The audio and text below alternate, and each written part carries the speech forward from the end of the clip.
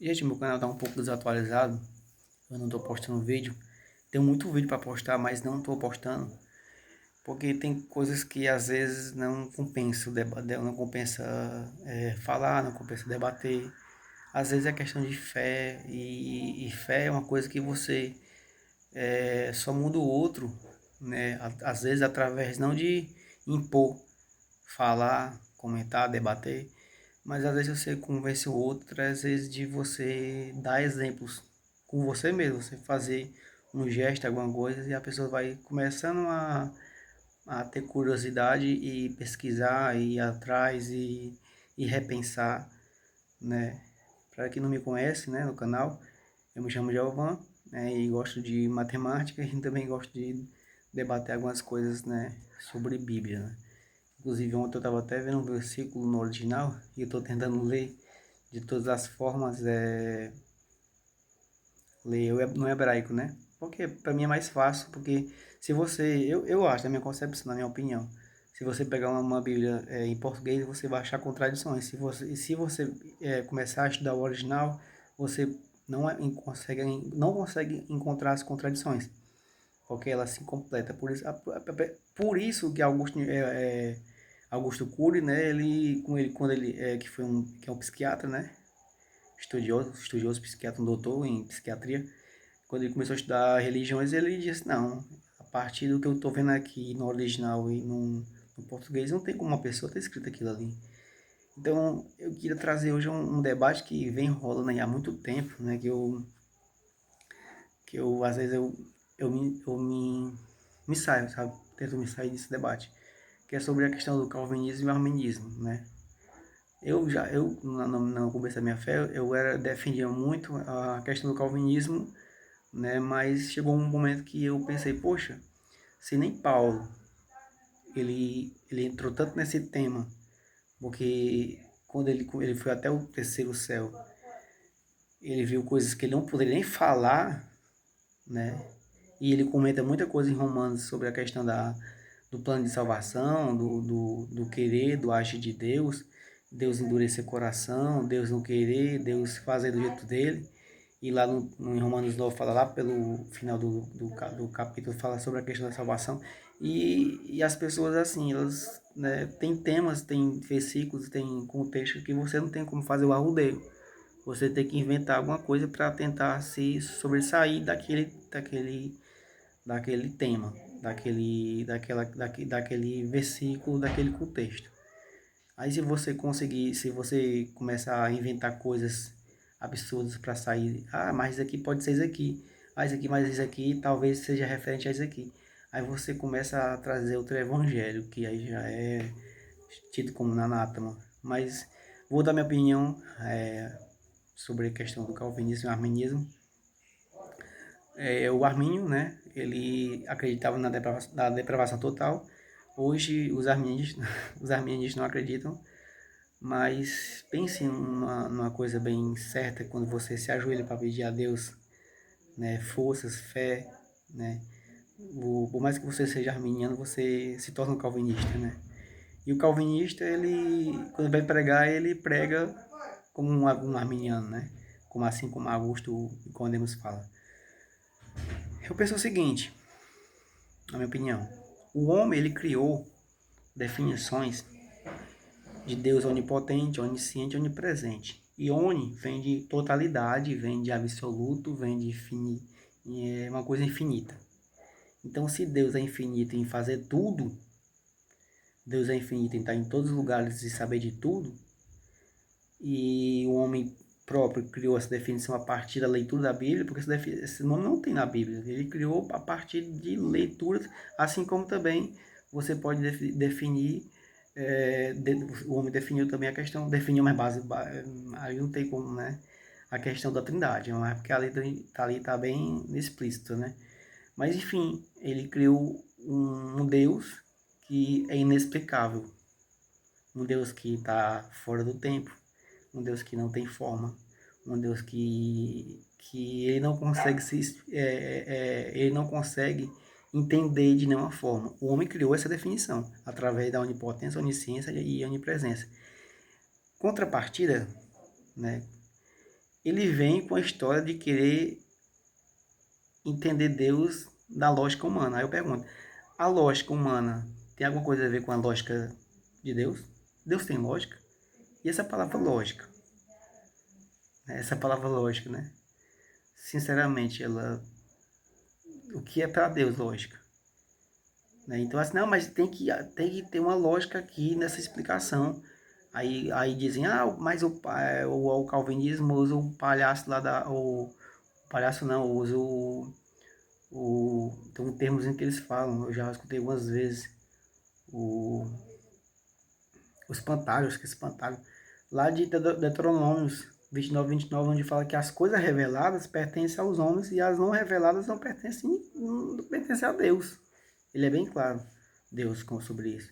Então, eu digo para mim, hoje eu sou bem digamos, crente sobre isso. Crente no sentido de crer que eu sou arminianista e sou calvinista ao mesmo tempo. Por quê? Você tem que entender que o que está escrito, por exemplo, o homem planeja, mas Deus que define os passos, lá em... Esqueci agora o livro, mas acho que se eu salvo me engano, lá em... Depois de Efésios, tem um livro que fala que Deus, ele faz o que ele quer. Vou voltar para Jó, ele diz que Deus, lá em 1 Jó, diz que Deus faz o que ele quer e ninguém pode frustrar os planos dele, né?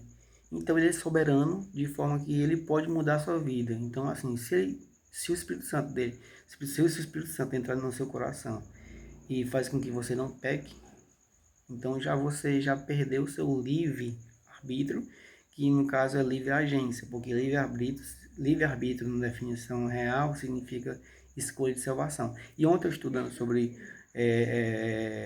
Efésios 2:9 no original, né, tá claramente no português, mesmo que está no português, não de obras. Você vai ser salvo pela graça, que é um favor imerecido, mas não de obras para que ninguém se glorie. Aí eu fui ver no original e realmente estava assim, não, você não é feito. Não é feito para ninguém chegar, não é um fato, não é uma atitude, não é ir para a igreja, não é fazer. Claro que um cara, a pessoa, quando o Espírito Santo toca no coração, o Espírito Santo ele corrige, o Espírito Santo ele incomoda quando você faz coisa errada, o Espírito Santo ele tem ciúme, isso é tudo baseado na Bíblia, tá bom? Eu não vou trazer os versículos, né? Mas tem uma pancada de versículo, né? Eu não vou nem falar em Romanos 9, porque Romanos 9 fala até, Deus fala até assim, olha o homem questiona a Deus, né? Porque tá fazendo assim, olha, quem és tu, homem, para questionar Deus? Não pode um olheiro do mesmo barro, do barro fazer, do mesmo barro fazer um vaso para honra, outro para desonra. Aí a gente vai lá para Moisés e Arão, Deus manda ele lá no faraó, pedir uma coisa e Deus endurece o coração de Faraó. Aí você, não, mas isso não faz sentido. Não, não vai fazer sentido para você. Faz para Deus. Mas ontem eu levei eu tive um problema gigantesco. Não faz sentido. Faz sentido para Deus. E Romanos 8, 28, quando fala lá no original, porque no português fala assim, as coisas vão cooperar para aqueles que amam a Deus.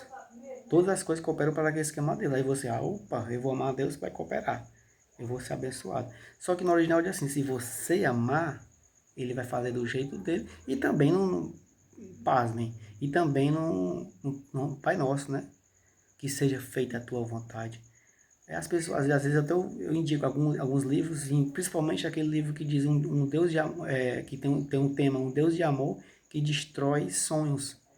As pessoas estão procurando um garçom. As pessoas lêem a Bíblia com um olhar, com óculos, que elas tentam se beneficiar atrás de versículos que agradem, né? Essa palavra tá meio torta, né? Que vão agradar elas. Então, assim, gente, a minha opinião é essa. Eu acredito nos dois, né? Que existe a responsabilidade humana.